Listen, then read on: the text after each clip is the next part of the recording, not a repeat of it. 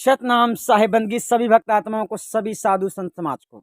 आज हम आपको बतलाना चाहते हैं कि मुक्ति के मार्ग में जो सदगुरु के संबंधित जितनी मतलब बीजक वाणियां हैं, यानी साहेब के अनमोल वचन हैं, उन वचनों में से आज श्रेष्ठ कुछ बहुत ही अच्छा वचन आपको सुनने को मिलेगा, जिससे आपके अंदर कुछ विशेष अनुभूति प्राप्त होगी। कहने का तात्पर्य जिस जिस बात को आप नहीं जानते हैं और वो कुछ गहरा है, कुछ खास है, कुछ ऐसा रहस्य मतलब आपको नहीं पता है कि साहिब ने वास्तव में कहा क्या है और हम क्या कर रहे हैं। अर्थात अपने मन मन से ही मन गढ़ंत भक्ति करने वाला, मन गढ़ंत परमात्मा को खोजने वाला परमात्मा तक नहीं पहुंच सकता है।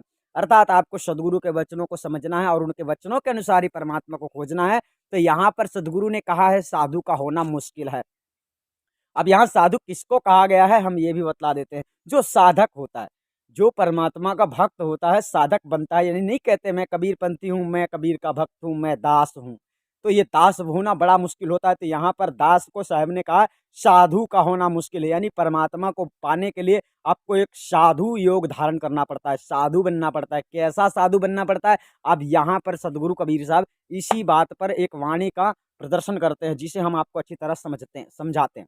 सदगुरु कहते हैं साधु का होना मुश्किल है, हाँ साधु का होना मुश्किल है।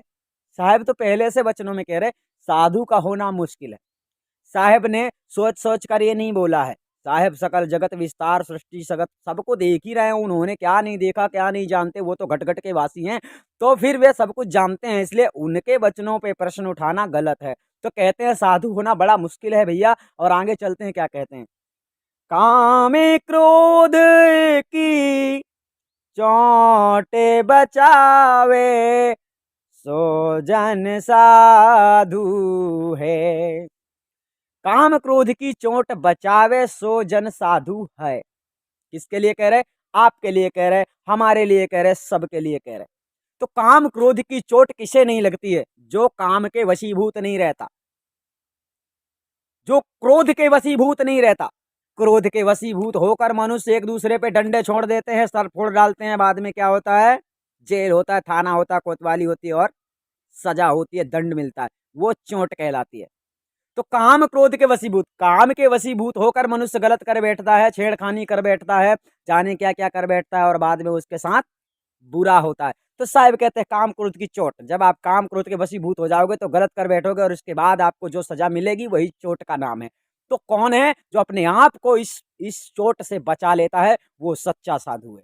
जब आप गलती नहीं करोगे आपको सजा मिलेगी, इसका सवाल ही नहीं पैदा होता है। आगे चलते हैं, फिर आगे कहते हैं काया दे धुनी धकावे रमेता रमेता रमे।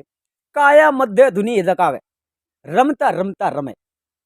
अर्थात कहने का तात्पर्य यह है कि संसार में काया के मध्य में यानी आत्म आत्म चित्त का स्थान जो होता है, यानी अपनी चित्त की जो वृत्ति होती है उसी को वो सुधारने का प्रयास में लगा रहता है। अर्थात वो उसमें स्थित करने में लगा रहता है। यानी सत्य को जो धारणा करना होता है ये बड़ा कठिन है। सुनना तो बड़ा सरल है, किसी ने कह दिया वाह वाह वाह वाह बहुत अच्छा, लेकिन उसको धारण करना अति कठिन होता है, यानी उसको हृदय में धर लेना। तो यहाँ पर सदगुरु कह रहे हैं कि काया मध्य धुनी धकावे। जब आपके शरीर के अंतर्गत वो समाधिस्थ में आप हो जाते हैं, मतलब काया मध्य में, आप इसी को कहा है अपने पे अपने को ही पहचानना है। अब कहने का तात्पर्य यह है कि अब ये शरीर समेत भी मैं हूं, ठीक है, लेकिन ये शरीर मैं नहीं हूं। अब ये पहले जानना है कि मैं हूं कौन। तो ये ज्ञान आपको गुरु से प्राप्त होता है। आगे चलते हैं, सदगुरु क्या कहते हैं। यहाँ पर गुरु का संदेश भी बीच में आएगा, लेकिन यहाँ शुरू क्या हो रहा है, यहाँ आप लोगों को साधु बनने के लिए साहिब क्या कह रहे हैं वो आपको समझना है। काया मध्य धुनी धकावे रमता रमता रमे। यानी संसार में जो संत होता है, जो साधु होता है, वो संसार में कैसे विचरित करता है? मतलब काया मध्य में ही वो स्थित रहता है। काया मध्य का मतलब आप ये मत समझ लेना कि वो शरीर में स्थित रहता है, ना ना। काया के मध्य में अधर स्थान है और काया के हर जगह पे, और वैसे तो मध्य अधर का स्थान परमात्मा का माना जाता है। तो मध्य एक ऐसी स्थिति है कि ना काहू से दोस्ती ना काहू से बैर, इस तरह से ये बीच की स्थिति को मध्य माना जाता है। तो काया में मनुष्य रहता है, संसार में जो साधु होता है वो साधक मतलब किसी के पक्षपात में नहीं जाता है, वो अपने कार्य से विशेष मतलब रखता है। इसी को यहाँ पर कहा गया है काया मध्य धुनि धकावे रमता रमता रमय। आगे चलते हैं। कर में काटी कोयला कर डारे सो जन साधु है। कर्म काट कोयला कर डारे, जिस कर्मों की लकड़ी, कर्म रूपी लकड़ियों में जो मनुष्य की चित्त, मनुष्य की जो आत्मा है बार बार फंस जाती है और इसी कर्म रूपी लकड़ियों में जल जल कर बार बार भस्म होती है। इसलिए सदगुरु कहते हैं कि आपको इस सिद्धांत पे चलना है, इस तरह से बनना है कि आपको किसी प्रकार से दोष ना लगे और आप निर्दोष होकर यानी कर्म रूपी बंधन से छूट जाएं और आप दुष्कर्म नहीं करेंगे, तभी ऐसा संभव होता है। परंतु ये विधि विधान ऐसा ऐसा उपयोग, ऐसी युक्ति कौन बतलाएगा कि आपके कर्मों के दोष आपको ना लगे। आपको ऐसा कर्म करना है कि आपको दोष ना लगे, आप निर्दोष हो जाओ। अगर निर्दोष नहीं रहोगे, दोषी रहोगे तो मारे जाओगे। यानी इधर दोषी रहोगे, संसार में भी गलती करोगे तो संसार के लोग भी मारेंगे, और अगर आसार मतलब अध्यात्म में अगर तुम निरंजन के संविधान के खिलाफ अगर कुछ कार्य करते हो तो भी मारे जाओगे। कहने का तात्पर्य वो भी मारेगा, यहाँ तो मारेंगे ही लोग। तो यही आपको समझना है, कर्म काट कोयला कर डारे जग से न्यारा है। हाँ, कर्म काठ कोयला कर डाले जग से न्यारा है। जो कर्मों को अपने जला दिया, मतलब कर्म के अधीन अगर आप कर्म के अधीन अगर आप रहते हैं, यानी जो सत्य का संविधान है, जो सत्य का मार्ग है, उसके अधीन अगर आप चलते हैं तो आप जग से न्यारे माने जाते हैं, यानी संसार से अलग। क्योंकि गलत करने वाले संसार में लोगों की कमी नहीं है, परंतु आप अगर अच्छे कर्म करने लगते हैं, अच्छे मार्ग पे चल पड़ते हैं, तो आपका एक रास्ता सबसे अलग हो जाता है, जग से न्यारा है। यानी ऐसे लोग बिरले होते हैं संसार में जो पाए जाते हैं। आगे सदगुरु कहते हैं, आशा तृष्णा कलह कल्पेना ममता दूर करे दम्भिमाने मद लोभ मोहे से आठों पहाड़ लड़े। यहां पर सदगुरु ने क्या कहा? दंभ मोह और दंभ मोह मद लोभ मोह से आठों पहर लड़े। इसका मतलब यहीं पर आ जाता है कि रहनी गहनी आपको सुधार के चलना है। क्या विचार करना है, क्या नहीं करना है, अभिमान नहीं करना है, घमंड नहीं करना है, मोह नहीं करना है, और मतलब आपको विषय वासनाओं से थोड़ा उलझना नहीं है, सुलझ के रहना है। अर्थात उनकी ओर, वो अपनी ओर आपको खींचेंगी लेकिन आपको उधर नहीं जाना है। आठों पैर अच्छे विचार करना है, आठों पैर अच्छे विचार आपको रखना है। यहाँ पर ठीक से समझ लीजिए, आशा तृष्णा कलह कल्पना, ये सभी कलह का मतलब दुख होता है। ये मुसीबतें होती हैं, शरीर के अंतर्गत विद्यमान है, जो आपको समय समय में पीड़ित करती रहती हैं, यानी आपको अपनी ओर खींचती हैं। लेकिन आपकी जब लगन परमात्मा से लग जाती है, जब आपकी लगन परमात्मा से लग गई होती है और आप सदगुरु के सच्चे सदगुरु के वचनों से आप चलने लगते हैं, तो ये सब कुछ आप गम नहीं खाते। यानी इस संसार में जो कुछ होता है ये सब आपको पता नहीं है कि क्या क्या होता है और क्या हो सकता है। ये सारी बातें जानकर आपको अजीब लगता है। बहुत सारे लोग तो मारे डर के भक्ति छोड़ देते हैं। तो यहाँ पर सदगुरु कह रहे हैं कि आठों पैर लड़े, आपको संग्राम करना है, स्वयं से संग्राम करना है। यानी स्वयं से ही अच्छे से बार बार आपको समझना है कि हकीकत क्या है और असत्य क्या है। कहने का तत्पर सत्य और असत्य को विचार कर ही आपको चलना है। सदगुरु आठों पहर यहाँ पर यानी सावधान कर रहे हैं साधु को, जो भक्त समाज परमात्मा की खोज में लगा हुआ है उसके लिए यहाँ पर बहुत ही बड़े दुखद सूचना दे रहे हैं कि आठों पहर आपको उससे लड़ना ही है। कहने का तात्पर्य है आपको हरदम विचार करना है कि कहीं मुझे बुराई की ओर ना ढकेल दे। कौन? ये माया। ये माया, ये शरीर माया है, ध्यान रखे। इस शरीर के स्वार्थ के लिए भी मनुष्य झूठ बोल देता है, स्वार्थ में ही आकर मनुष्य झूठ बोलता है और आपको झूठ ही परमात्मा के पास जाने से रोक देता है। ठीक है, तो इस पे बहुत ही आपको ध्यान देना है और अच्छी तरह से गहराई से ध्यान देना है। तो यहाँ पर आगे चलते हैं, माया महा ठगिन है। हाँ, अब आगे चलते हैं। सदगुरु यहाँ पर माया का प्रपंच बतला रहे हैं। माया महा ठगिन है हरि की, ज्ञान बैराग हरे तासे होए होशियार निरंतर गुरु पद ध्यान धरे। सदगुरु कहते हैं माया महा ठगिन है, मतलब माया लुटेरी है। ये तुमको लूटना चाहती है, बर्बाद करना चाहती है। माया महा ठगिन ठगिन माया महा ठगिन है, हरि की ज्ञान वैराग हर है। हरि की मतलब आपको हरि के पास आप ना जा पाओ, परमात्मा के पास आप ना जा पाओ, परमात्मा के मतलब शरण में जाने के योग्य ना हो पाओ, काबिलियत ना हो पाओ, इस तरह से आत्मा तुमको यानी माया तुमको ठगती है, लूटती है, आपको दूसरा कुछ दिखाती है। यानी आपके अंदर लोभ विषय वासनाओं में आपको उलझा देती है, तो आप ना तो सच्चे गुरु की ओर जा पाते हो और ना ही आपको सच्चा गुरु मिल पाता है। क्योंकि ये करना तो आपको है, आप जब जाओगे नहीं तो गुरु तुमको पकड़ के जबरदस्ती थोड़ी ले जाएगा। तो सदगुरु यहाँ पर कहते हैं माया महा ठगिन है, हरि की ज्ञान वैराग हर। यानी आपके अंदर आप त्याग देते हो, लेकिन वो आपको अपने विषय वासना में उलझा लेती है। कौन? माया। तो हरि जब आपको वो अपने विषय वासनाओं में उलझा ली, तो फिर तुम परमात्मा की ओर वैसे भी नहीं जा पाओगे, यानी सदगुरु की चरण में नहीं जा पाओगे। ज्ञान वैराग्य है, आपको ज्ञान नहीं होगा, आप अज्ञान ही बने रहोगे और माया के ही चुंगल में फंसे रहोगे। तो सदगुरु कहते हैं तासे होए होशियार निरंतर, उससे होशियार रहना चाहिए। गुरु पद ध्यान धरे। गुरु पद ध्यान धरे का मतलब हो जाता है गुरु ने जो बताया है संभल संभल के संसार में चलना है। इसीलिए हम कहते हैं कि गुरु एक दिन का नहीं होता है, गुरु सब दिन का होता है, जब तक आपके अंदर जान है। कहने का तात्पर्य है कि आपको वो कभी भी सत्य से डिगाने का कोशिश कर सकता है, लेकिन आपका सच्चा सतगुरु है और आपने सतगुरु की आज्ञा से कार्य करना प्रारंभ कर दिया है, तो माया की ऐसी तैसी वो आपके ऊपर कोई भी प्रभाव नहीं डाल सकती है। कहने का तात्पर्य आपके ऊपर उसका प्रभाव पड़ेगा ही नहीं। ऐसा तब होगा जब आप गुरु की आज्ञा से कार्य करना प्रारंभ कर देते हैं। ठीक है, तो माया महा ठगिन है, हरि की ज्ञान वैराग हरै, और तासे होए होशियार निरंतर गुरु पद ध्यान धरै। अर्थात यहाँ पर आपको समझ लेना है गुरु की आज्ञा से आना और गुरु की आज्ञा से जाना, यानी गुरु की आज्ञा से कार्य करना। कौन सा कार्य करना उचित है या नहीं है, ये कार्य इस प्रकार से आपको अपने गुरु से एक बार आज्ञा लेनी चाहिए कि ये कार्य हमारे लिए उचित है भी या नहीं। ठीक है, आगे चलते हैं।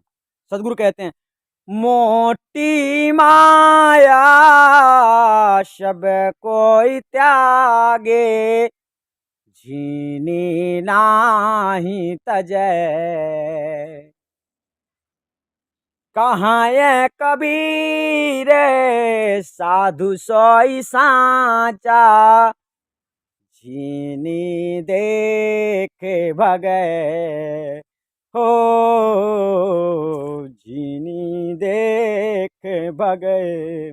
सदगुरु कहते हैं मोटी माया सब कोई त्याग, झीनी नाही तजै। मोटी माया क्या है? भौतिक सुख संसार में जो प्राप्त हो रहा है मनुष्यों को, उसे मोटी माया कहा जाता है। यानी देह का त्याग मनुष्य मन में कर देता है। भाई को छोड़ दिया, बहन को छोड़ दिया, परिवार छोड़ दिया और धन छोड़ दिया, दौलत छोड़ दिया, ये क्या है? मोटी माया। इसको बहुत लोग त्याग देते हैं, आसान है इसका त्यागना। परंतु झीनी नाही तजै, झीनी माया क्या है?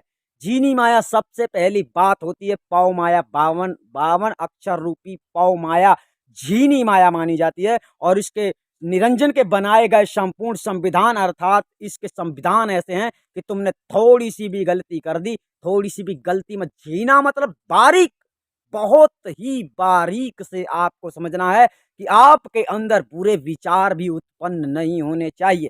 अगर आपके अंदर बुरे विचार उत्पन्न होते हैं, इसका मतलब है कि आपके अंदर समदृष्टि नहीं है, अर्थात आप परमात्मा के काबिल नहीं है। आपके अंदर जंग लगा है, कचड़ा है, उस कचड़ा को निकालना पड़ेगा। यानी मैल है, कपट है, उस बुराई को निकालना पड़ेगा। तुम्हारे अंतर्गत उठने वाले सवाल बहुत हो सकते हैं, लेकिन तुम्हें ये पता नहीं है परमात्मा सत्ता कैसे इस संसार को चला रहा है। इसलिए जिसको जितना अधिकार है ना, सिर्फ अपने अधिकार के अंतर्गत ही कार्य करना चाहिए। क्योंकि पार ब्रह्म परमात्मा मूर्ख नहीं है कि वो तुम्हें मतलब तुम्हारी बातों को सुन नहीं रहा है या तुम्हारी बातों को समझ नहीं रहा है कि तुम उसको खोज रहे हो और वो तुम्हें मिल नहीं रहा है। वो छुपा छुपी का खेल नहीं खेल रहा है, वो ये देख रहा है कि मनुष्य बदल कितना गया है। वो हर समय आपके अंतर्गत मौजूद रहता है, हर समय अंतर्गत यानी अंदर भी और बाहर भी मौजूद रहता है। उससे समर्थवान जगत में कोई भी नहीं है, तो समर्थवान तुम नहीं हो। कहने का तात्पर्य तुम समझ नहीं रहे हो। साहिब की कुछ ऐसी व्यवस्था ही है, ऐसा विधान ही है कि अगर आप कर्म से चाहो तो छूट सकते हो, तो कर्म से छूटने के लिए आपको सत्य कर्म धारण करने पड़ते हैं। यानी अपने अधिकार के बाहर ना ही आपको विचार करना है और ना ही आपको अपने अधिकार के बाहर काम करना। इस संसार में तो अधिकार भी ना हो फिर भी लड़ने के लिए तैयार हो जाते हैं। तो अधिकार जानना चाहिए कि हमारा अधिकार कितना है, कहाँ तक है। अगर तुमने कर्म किया है तो फल की आशा करो, कर्म नहीं किया है तो फल की आशा मत करो। अगर तुम किसी को कुछ दे नहीं सकते तो उससे कुछ प्राप्त करने की भी आशा मत रखो। अगर तुम किसी को कुछ देते हो तो उससे प्राप्त करने की आशा भी रखो। ये होता है सकल सृष्टि संसार का संविधान। तो गुरु जो होता है, पूर्ण गुरु जो होता है, वो तो तुम्हें फ्री में ही तीन लोकों की संपदा को प्रदान कर देता है। और गुरु की चरणों में सेवा करने से लोग ऐसे डरते हैं जैसे कि हमको लूटने आया है। उनको यही पता नहीं है कि गुरु है हमारा, हमें छुड़ाने आया है इस संसार से। तो लोग ना तो गुरु गुरु को समझ रहा है अपने आप को, और चेला क्या समझेगा अपने बाप को। कहने का तात्पर्य, चेला नहीं समझता कि गुरु हमारा पिता होता है। और पिता की सेवा करना गलत है या सही है, बहुत लोग तो सेवा के डर से ही भागते हैं इस संस्था से। यानी जुड़ने से पहले जो जुड़ गया है वो नहीं भागा, क्योंकि जो जुड़ जाएगा वो क्यों भागेगा, क्योंकि धन और धर्म दोनों ही चला जाएगा अगर छोड़ के भाग जाएगा तो। इसलिए आदि अनादि मुक्ति पंथ में सच्ची भक्ति परमात्मा के सिद्धांत के अनुसार चलाई जाती है, ताकि आप लोग मुक्ति के काबिल बन जाओ। यानी साधु का होना बड़ा ही मुश्किल है। साहब ने यहाँ पर कहा, मोटी माया सब कोई त्यागे, झीनी नाही तजय, कहाँ कबीर सोई जन साचा, झीनी देख भगत। अर्थात वही सच्चा साधु, वही सच्चा विवेकी पुरुष है जो झीनी माया को त्याग देता है। तो झीनी माया अज्ञानता है, यानी भ्रम है। आपके अंदर जिस बात की जानकारी नहीं है उस बात को आपने केवल मान बैठा है। आपको नहीं मालूम है कि जो संविधान है, संविधान निरंजन का जो संविधान है, वो संविधान उसका जीना है। जीना मतलब यही है कि आपको दिखाई नहीं देता कि कैसा करने से क्या हो सकता है। हम क्या करेंगे तो दोषी हो जाएंगे, क्या नहीं करेंगे तो दोषी नहीं होंगे। यानी आपको यही पता नहीं है। और इसी प्रकार से वो बार बार आप लोगों को संविधान के चक्कर में फंसाकर अपना अधिकार काम, यानी अगर तुम गलत करते हो उसे दंड देने का इजाजत है। यानी इस 3 लोक का राज साहिब ने ही उसे दिया है, यानी निरंजन को। तो वो 3 लोकों में अपनी सत्ता चला रहा है। तो जो निर्दोष हो गया उसको छोड़ दिया, और जिसने थोड़ी सी भी गलती कर दी तो उसको बड़ी सजा भी दे सकता है, चाहे छोटी सजा दे, ये उसकी मर्जी है, चाहे माफ कर दे। क्योंकि राजा राजा ही होता है, वो चाहे तो किसी को माफ कर देता है और चाहे तो किसी को सजा भी दे सकता है। परंतु ये सदगुरु का संविधान है कि जो सत्य मार्ग पे चलता है उसे कोई भी सजा नहीं दे सकता है। कहने का तात्पर्य यही है कि जो पुरानी गलतियां हैं उसकी सजा आपको मिलेगी। अब कितनी मिलेगी कितनी नहीं मिलेगी ये तो आपके ऊपर निर्भर है, क्योंकि आपने क्या किया है ये पता नहीं है। परंतु हाँ, सदगुरु की शरण में आने पर जब आप सेवा भाव से सदगुरु में समर्पण हो जाते हैं तो सदगुरु आपको आपकी क्षमा, यानी कि आपकी गलतियों को क्षमा कर देता है, वो अपनी ओर से क्षमा कर देता है। और दूसरी बात यह है कि आपको वो संताप कभी भी मिटते नहीं है, वो संताप सेवा से ही नष्ट होते हैं। यानी कि आपने अगर किसी के साथ कभी गलत कर दिया है तो कोई बात नहीं है, अगर तुम आज किसी के साथ अच्छा करते हो तो हो सकता है उसमें परिवर्तन हो जाए, यानी अदले का बदला हो जाए। यानी तुमने 10 लोगों के साथ बुरा किया है तो तुम 10 लोगों के साथ अगर अच्छा कर देते हो तो तुम्हारे वो दोष मिटा दिए जाते हैं। लेकिन याद रहे कि जब तक आप सदगुरु की शरण में नहीं आते हैं तब तक आपसे अच्छा कुछ भी नहीं होने वाला, सब कुछ आप बुरा ही करते जाएंगे। यानी बुरा सोचेंगे, बुरा समझेंगे, बुरा मानेंगे और बुरे रहेंगे, तो फिर इसका परिणाम क्या होगा, वही 84।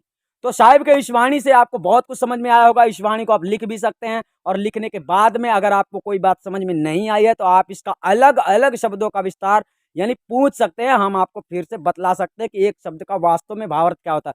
परंतु यहाँ पर आपको विस्तार रूप से समझाया गया है, यानी व्याकरण रूप से समझाया गया है, इसलिए वीडियो बड़ी हो गई है। और आपको गहराई से समझने के लिए इसमें जो विस्तार से समझाने का मतलब ये हो जाता है कि आप जल्दी समझ जाते हैं।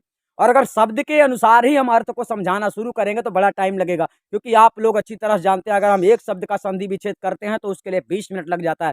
कहने का तात्पर्य, एक शब्द का अगर हम सही अर्थ बताने लगे, निचोड़ एक तरफ से देने लगे, तो हम एक वाणी में यानी 2-4 दिन हमको वीडियो बनाना पड़ेगा लगातार। तो इसलिए यहाँ पर व्याकरण रूप से समझाया गया है, शब्द का जो सही वाणी का जो भावार्थ कह रहा था, वाणी में जो बतलाया गया है साहिब के अनुसार, वही बतलाया गया है कि साधु का होना बड़ा कठिन है, बड़ा मुश्किल है। तो यहीं पर बात आ जाती है कि वो बिरलों के लिए होता है। तो अगर आप बिरले हैं तो आप समझ पाएंगे, और बिरले आप हैं तभी आप मोक्ष के काबिल हो पाएंगे। अगर ऐसा लगता है 50% तुम्हारा दिमाग दुनिया की ओर जा रहा है और 50% परमात्मा की ओर जा रहा है, तो भी तुम कामयाब नहीं हो सकते हो। तुम्हारे पास 100% डिमांड होनी चाहिए कि मुझे परमात्मा से ही मतलब है, और कुछ मिले चाहे ना मिले, तो आप मुक्ति के मार्ग में तुम्हें चलना चाहिए। नहीं तो तुम्हारी नैया डगमगा रही है, मतलब डर भी रहे हो और तुम भक्ति भी कर रहे हो, तो भक्ति तुमसे होने वाली नहीं है। यानी अगले जन्म में फिर भक्ति कर लेना। और जिसके अंदर प्रगाढ़ मतलब प्रगाढ़ विरह चेतना जाग गई है, जिसके अंदर, जिसको लगन नहीं लग रहा परमात्मा से मिले बिना, उसको अच्छा नहीं लग रहा कुछ भी, तो उसे गुरु के चरणों में लगा देना चाहिए अपना जीवन, ताकि गुरु की कृपा से आने वाले भविष्य में सार शब्द की प्राप्ति हो जाए, परमात्मा की प्राप्ति हो जाए, निर्द्वंद हो जाए, अर्थात मूल मोक्ष की प्राप्ति हो जाए। तो आपने समझा, इस वीडियो में काफ़ी जानकारी आप लोगों को इम्पोर्टेंट दी गई है साहिब की वाणी से। और कोई बात समझ में नहीं आई है तो आप फिर भी हमको संपर्क करके पूछ सकते हो, इस वाणी में कौन सी बात आपको समझ में नहीं आई है। सतनाम साहिब बंदगी, हम आपको फिर मिलेंगे।